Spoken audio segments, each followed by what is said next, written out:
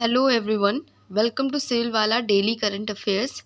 आज है 22 अप्रैल और शुरू करते हैं आज का डिस्कशन। आज का कोट देख लेते हैं। As soon as the fear approaches near, attack and destroyed. Chanakya. तो चाणक्य को हम सब जानते हैं। और फियर जैसे हम लोग अगर रिलेट कर पाए तो हम एग्ज़ाम से रिलेट करते हैं।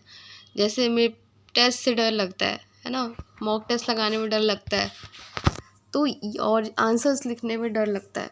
तो ऐसा तो है नहीं कि बिना टेस्ट दिए बिना आंसर्स लिखे एग्ज़ाम को क्लियर कर लेंगे। तो जो भी फियर है आपका उसको ओवरकम करना ज़रूरी है। अगर आपको लग रहा है कि आपको डर लग रहा है तो बस वही काम करो और धीरे धीरे आपका डर निकल जाएगा। अगर आंसर राइटिंग से डर लग रहा है तो शुरू कर दो। एटलीस्ट कुछ भी लिखो, कैसा भी ख़राब लिखो अच्छा लिखो, बट एटलीस्ट शुरू करो। वो फियर निकल जाना चाहिए दिमाग से। ठीक है, तो जैसे ही आपको लगता है कि ये डर है आपका, उसको अटैक करो और डिस्ट्रॉय करो। मैंने ये रेफरेंस आपको एग्ज़ाम के उसमें दिया है। तो शुरू करते हैं आज का डिस्कशन। पहला क्वेश्चन देख लेते हैं जो रिवीजन क्वेश्चन है हमारा, जो मैंने आपको दिया था सैटरडे को। विश्व भविष्य ऊर्जा शिखर सम्मेलन 2024 कहाँ आयोजित किया जा रहा है? Where is the world future energy summit 2024 being organised? And the answer is Abu Dhabi. आज का पहला क्वेश्चन देखते हैं। विश्व लिवर दिवस 2024 का विषय क्या है? What is the theme of world liver day 2024? And the answer is अपने लिवर को स्वस्थ रखें और रोग मुक्त रखें। तो दिवस और थीम मैंने बोला था पूछे जाते हैं पेपर में। तो देखते हैं कब मनाया जाता है, अलग से डेट आपसे पूछ लेते हैं। तो ये 19 अप्रैल को मनाया जाता है। 19 अप्रैल को विश्व लिवर दिवस विश्व स्तर पर लिवर स्वास्थ्य जागरूकता को बढ़ावा देता है।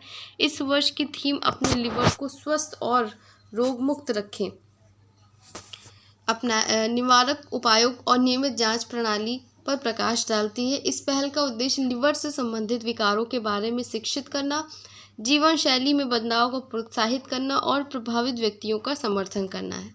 नेक्स्ट क्वेश्चन देखते हैं। हाल ही में मैल्कम एडिसेशिया पुरस्कार 2023 के लिए किसे चुना गया? Recently who has been selected for the Malcolm Adiseshiah award 2023?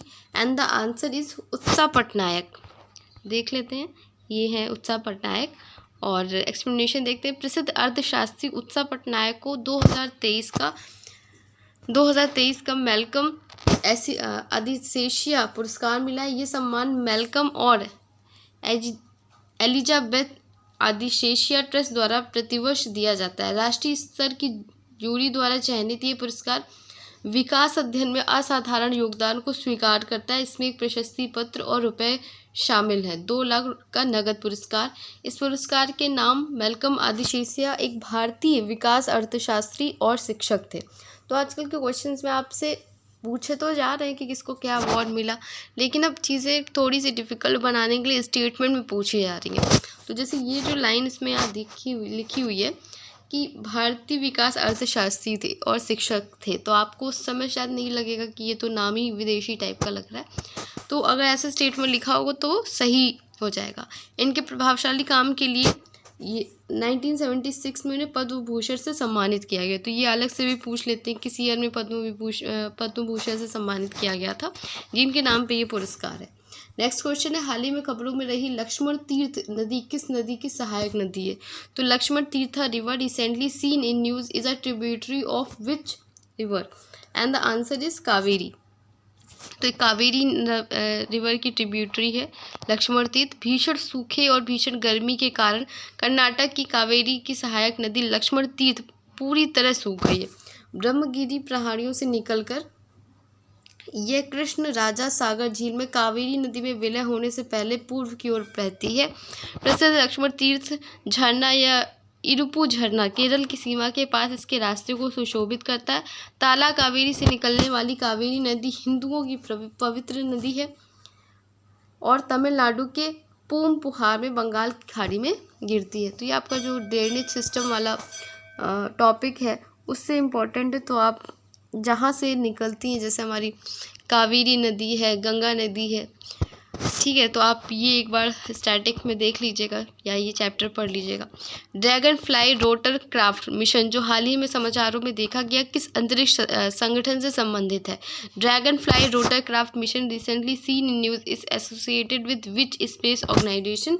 ये इस तरीके की जो हमारे मिशन होते हैं जैसे ड्रैगन फ्लाई रोटर क्राफ्ट है, तो ये पूछ लिया जाता है। उस समय नासा और इसरो ही समझ में आते हैं। तो यहाँ पे आप मतलब एक गेस वर्क कर सकते हैं कि नासा मतलब दो ऑप्शंस में, लेकिन फिर भी आप याद करके ही जाइएगा इसको। तो ये dragon fly rotorcraft mission है, देखते हैं किससे रिलेटेड है।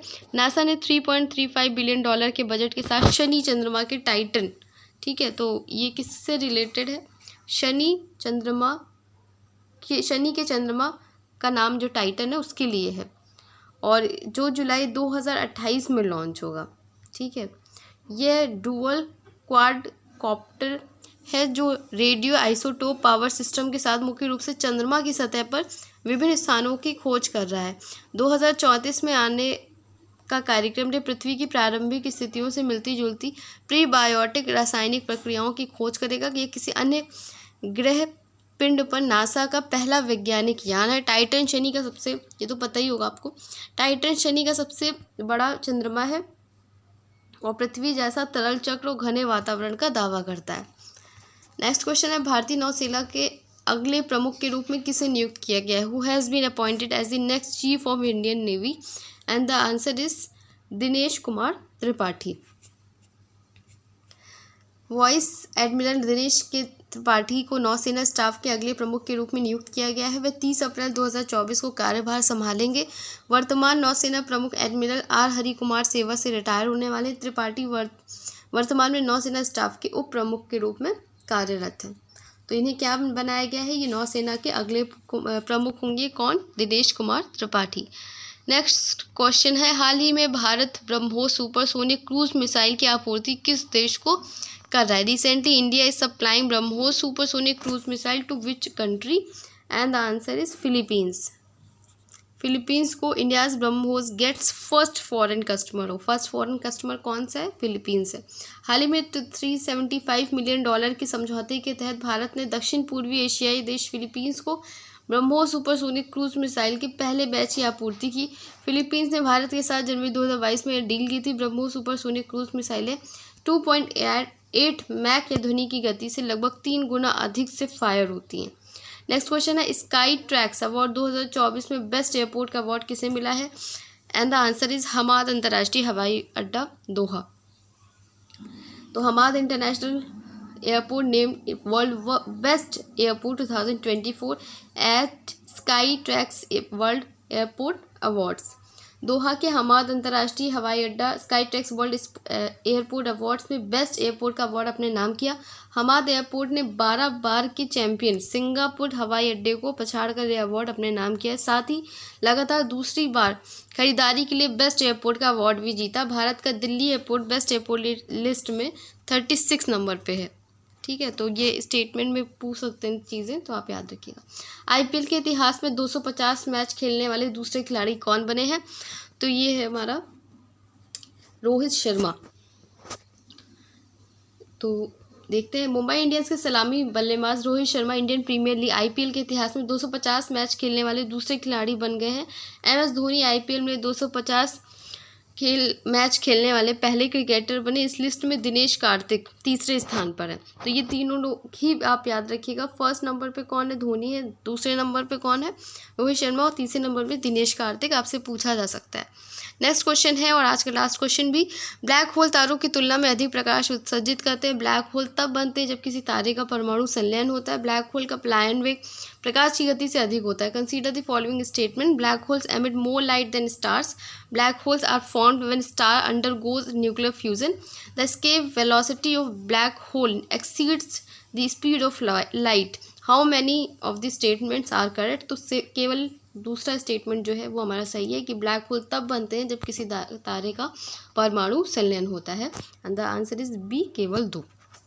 तो एक बार देखते हैं, ब्लैक होल वास्तव में तब बनते हैं जब विशाल तारे अपने जीवन के अंत में सुपरनोवा विस्फोट से गुजरते हैं।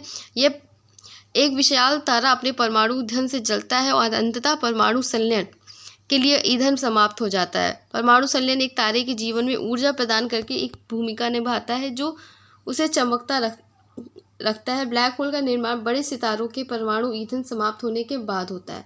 ब्लैक होल वास्तव में तब बनते हैं जब विशाल तारे अपने जीवन के अंत में सुपरनोवा विस्फोट से गुजरते हैं। ठीक है, तो ये था explanation. Black holes are actually form when massive star undergo a supernova explosion at the end of their lives. Here's a massive star burns through its nuclear fuel and eventually runs out of fuel for nuclear fusion. Nuclear fusion plays a role in star's life by providing the energy that keeps it shining. Black holes are formed through the collapse of massive stars after they have exhausted their nuclear fuel. आज का test question क्या है जिसका answer आपको comment section में करना है। हाल ही में मैल्कम एडिसेशिया पुरस्कार 2023 के लिए किसे चुना गया है? Recently who has been selected as the Malcolm Adiseshiah award 2023?